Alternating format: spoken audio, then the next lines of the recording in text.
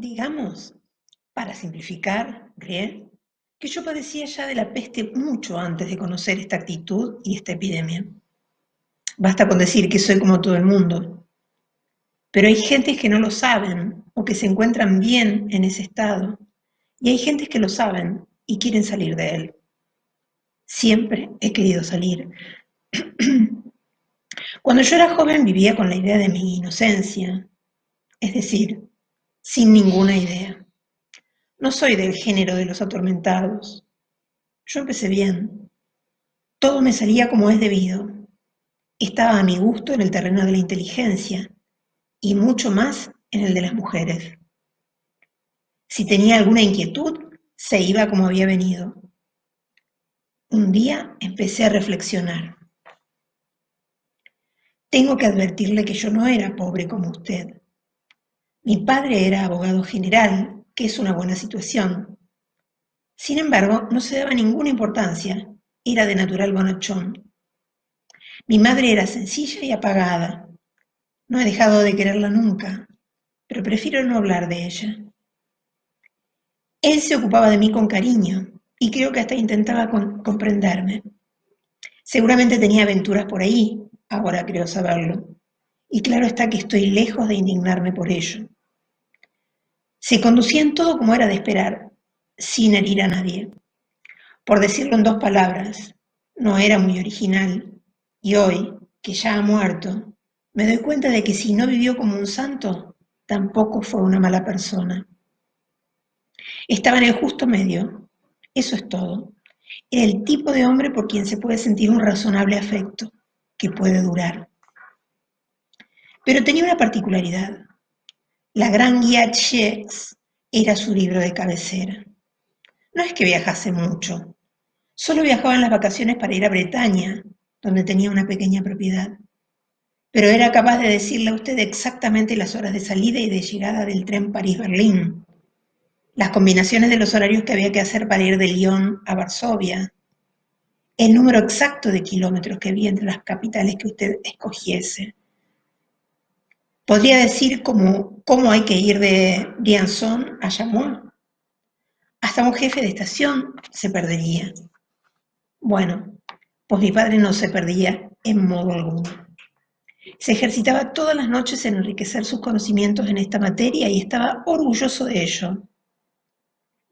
A mí me divertía mucho hacerle preguntas y comprobarlas en las checks, reconociendo que no se equivocaba. Esos pequeños ejercicios nos unían mucho, pues yo era para él un auditorio cuya buena voluntad sabía apreciar. Yo, por mi parte, creía que esta superioridad suya en ferrocarriles valía tanto como cualquier otra. Pero estoy insistiendo en esto y no quiero dar demasiada importancia a este hombre decente. En resumen, él no tuvo más que una influencia indirecta en mi determinación. A lo más me proporcionó una ocasión. Cuando cumplí los 17 años, mi padre me invitó un día a ir a oírlo. Se trataba de un asunto importante en los tribunales y seguramente él creyó que quedaría muy bien a mis ojos. Creo también que contaba con que este acto, propio para impresionar a las mentes jóvenes, influiría en mí para decidirme a elegir la misma carrera que él había seguido.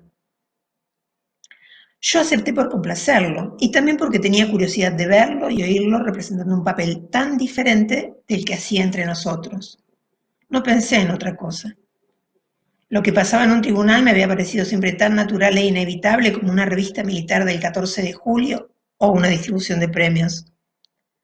Tenía de todo ello una idea muy abstracta que no me desagradaba. Sin embargo, no conservo de ese día más que una sola imagen, la del culpable. Yo creo que era culpable, realmente, poco importa de qué.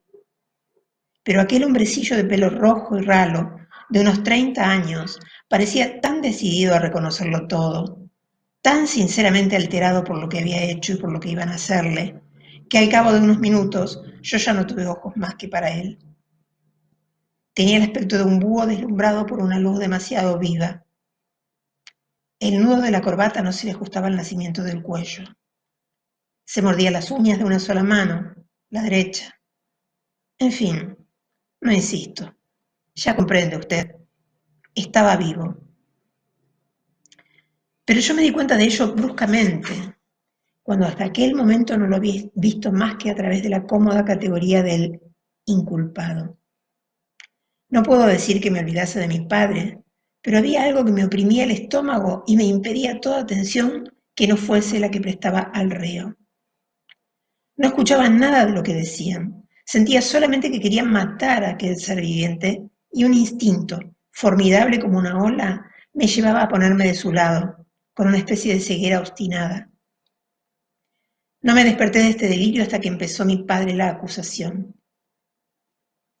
Transfigurado por la toga roja, ni bonachón ni afectuoso, bullían en su boca las frases enormes que sin cesar salían de ella, como culebras. Comprendí que estaba pidiendo la muerte de aquel hombre en nombre de la sociedad y que incluso pedía que le cortasen el pescuezo. Bueno, no decía más que esa cabeza debe caer. Después de todo, la diferencia no era muy grande. Y en verdad acabó siendo la misma cosa, puesto que llegó a obtener aquella cabeza. Claro que no fue él quien hizo el trabajo. Y yo, que seguía todo aquello hasta el final, solo yo tuve con aquel desgraciado una intimidad vertiginosa que mi padre nunca tuvo. Sin embargo, él tenía que asistir, según la costumbre, a eso que llaman, delicadamente, los últimos momentos, y que habría que llamar el más abyecto de los asesinatos. A partir de ese día no pude volver a mirar la guía Shex sin un asco infinito. A partir de ese día empecé a interesarme con horror por la justicia, por las sentencias de muerte, por las ejecuciones, y comprendía con una especie de vértigo que mi padre había debido asistir muchas veces a esos asesinatos y que eso debía pasar aquellos días en que se levantaba muy temprano. Sí, esos días ponía el despertador. No me atreví a hablar de ello con mi madre, pero empecé a observarla y comprendí que entre ellos no había nada, que llevaba una vida de renunciamiento. Esto, como yo decía entonces, me ayudó a perdonarla. Después he sabido que no había nada que perdonarle, porque había sido pobre toda su vida hasta que se había casado, y la pobreza le había enseñado la resignación. Creerá usted que voy a decirle que me fui de casa enseguida, pero no, me quedé todavía varios meses, casi un año, pero tenía el corazón enfermo. Una noche mi padre pidió el despertador porque tenía que levantarse temprano. No dormí en toda la noche. Al día siguiente, cuando volvió, ya me había ido. Tengo que añadir que mi padre me hizo buscar, que fui a verlo y que sin más explicación le dije tranquilamente que si me obligaba a volver, me mataría. Acabó por aceptar, pues era de carácter más bien débil. Me echó un discurso sobre lo estúpido que era querer vivir su vida. Así es como se explicaba mi decisión y yo no lo disuadí. Me hizo 1000 advertencias y reprimió las lágrimas que sinceramente se le saltaban.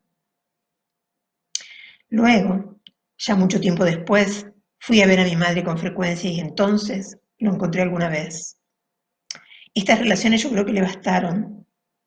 Yo por mi parte no tenía ninguna animosidad contra él, solamente un poco de tristeza en el corazón. Cuando murió, me llevé a mi madre conmigo, y conmigo estaría si no hubiera muerto. He insistido mucho en estas cosas del principio de mi vida porque fueron realmente un principio. Conocí la pobreza a los 18 años, saliendo de la abundancia.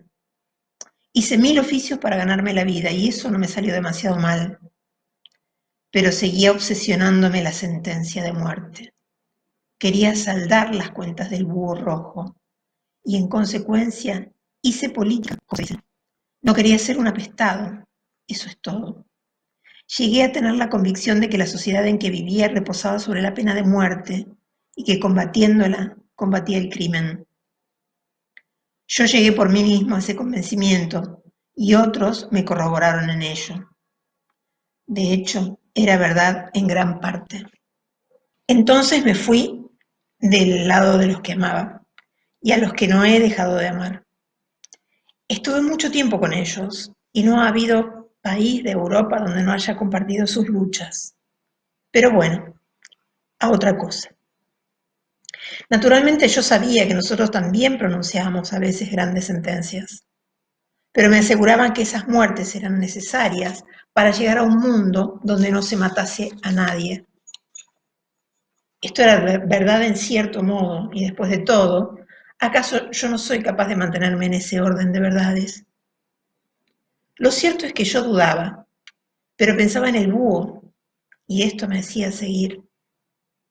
Hasta el día que tuve que ver una ejecución, fue en Hungría, y el mismo vértigo que me había poseído de niño volvió a oscurecer mis ojos de hombre.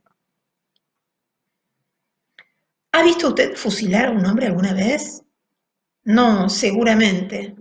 Eso se hace en general por invitación, y el público tiene que ser antes elegido.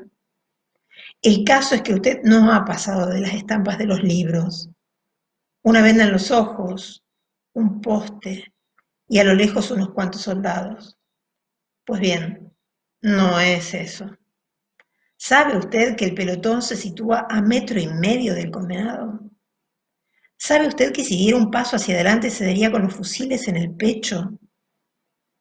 ¿Sabe usted que a esta distancia los fusileros concentran su tiro en la región del corazón y que entre todos, con sus balas, hacen un agujero donde se podría meter el puño? No, usted no lo sabe, porque son detalles de los que no se habla. El sueño de los hombres es más sagrado que la vida para los apestados. No se debe impedir que duerman las buenas gentes. Sería de mal gusto. El buen gusto consiste en no insistir. Todo el mundo lo sabe. Pero yo no he vuelto a dormir bien desde entonces. El mal gusto se me ha quedado en la boca y no he dejado de insistir, es decir, de pensar en ello. Al fin comprendí, por lo menos, que había sido yo también un apestado durante todos esos años en que con toda mi vida había creído luchar contra la peste. Comprendía que había contribuido a la muerte de miles de hombres, que incluso la había provocado, aceptando como buenos los principios y los actos que fatalmente la originaban. Los otros no parecían molestos por ello, o al menos no lo comentaban nunca espontáneamente. Yo tenía un nudo en la garganta. Estaba con ellos, y sin embargo, estaba solo. Cuando se me ocurría manifestar mis escrúpulos, me decían que había que pensar bien las cosas que estaban en juego, y me daban razones a veces impresionantes para hacerme tragar lo que yo no era capaz de digerir. Yo les decía que los grandes apestados, los que se ponen las togas rojas, tienen también excelentes razones, y que si admitía las razones de fuerza mayor y las necesidades invocadas por los apestados menores, no podía rechazarlas de los grandes.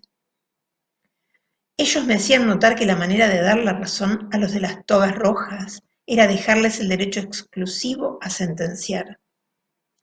Pero yo me decía que si cedía a uno una vez no había razón para detenerse. Creo que la historia me ha dado la razón y que hoy día están a ver quién es el que más mata. Están poseídos por el furor del crimen y no pueden hacer otra cosa. En todo caso, mi asunto no era el razonamiento, era el búho rojo, esa cochina aventura donde aquellas cochinas bocas apestadas anunciaban a un hombre entre cadenas que tenía que morir y ordenaban todas las cosas para que muriese después de noches y noches de agonía, durante las cuales esperaba con los ojos abiertos ser asesinado. Era el agujero en el pecho. Y yo me decía, mientras tanto, que por mi parte me negaré siempre a dar una sola razón, una sola, ¿lo oye usted?, a esta repugnante carnicería. Sí, me he decidido por esta ceguera obstinada mientras no vea más claro. Desde entonces no he cambiado. Hace mucho tiempo que tengo vergüenza, que me muero de vergüenza de haber sido, aunque desde lejos y aunque con buena voluntad, un asesino yo también. Con el tiempo me he dado cuenta de que incluso los que eran mejores que otros no podían abstenerse de matar o de dejar matar, porque está dentro de la lógica en que viven. Y he comprendido que en este mundo no podemos hacer un movimiento sin exponernos a matar. Sí, sigo teniendo vergüenza, He llegado al convencimiento de que todos vivimos en la peste y he perdido la paz. Ahora la busco, intentando comprenderlos a todos y no ser enemigo mortal de nadie. Sé únicamente que hay que hacer todo lo que sea necesario para no ser un apestado y que solo eso puede hacernos esperar la paz o una buena muerte a falta de ello. Eso es lo único que puede aliviar a los hombres y, si no salvarlos, por lo menos hacerles el menor mal posible y a veces incluso un poco de bien. Por eso me he decidido a rechazar todo lo que de cerca o de lejos, por buenas o por malas razones, haga morir o justifique que se haga morir. Por esto es por lo que no he tenido nada que aprender con esta epidemia, si no es que tengo que combatirla al lado de usted. Yo sé a ciencia cierta, sí, Rie, yo lo sé todo en la vida, ya lo está usted viendo, que cada uno lleva en sí mismo la peste, porque nadie en el mundo está indemne de ella. Y sé que hay que vigilarse a sí mismo sin cesar para no ser arrastrado en un minuto de distracción a respirar junto a la cara de otro y pegarle la infección. Lo que es natural es el microbio. Lo demás, la salud, la integridad, la pureza, si usted quiere, son un resultado de la voluntad, de una voluntad que no debe detenerse nunca. El hombre íntegro, el que no infecta a casi nadie, es el que tiene el menor número posible de distracciones. Y hace falta tal voluntad y tal tensión para no distraerse jamás. Sí, Rie, cansa mucho ser un pestífero, pero cansa más no serlo. Por eso hoy día todo el mundo parece cansado, porque todos se encuentran un poco pestíferos. Y por eso, sobre todo, los que quieren dejar de serlo llegan a un extremo tal de cansancio que nada podrá liberarlos de él más que la muerte. Desde ese tiempo sé que yo ya no sirvo para el mundo y que a partir del momento en que renuncié a matar, me condené a mí mismo en un exilio definitivo. Los otros serán los que harán la historia.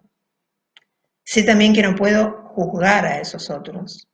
Hay una condición que me falta para ser un razonable asesino. Por supuesto, no es ninguna superioridad. Me avengo a ser lo que soy. He conseguido llegar a la modestia. Sé únicamente que hay en este mundo plagas y víctimas y que hay que negarse tanto como le sea a uno posible a estar con las plagas. Esto puede que le parezca un poco simple y yo no sé si es simple verdaderamente, pero sé que es cierto. He oído tantos razonamientos que han estado a punto de hacerme perder la cabeza y que se la han hecho perder a tantos otros para obligarlo a uno a consentir en el asesinato, que he llegado a comprender que todas las desgracias de los hombres provienen de no hablar claro. Entonces he tomado el partido de hablar y obrar claramente para ponerme en buen camino. Así que afirmo que hay plagas y víctimas, y nada más.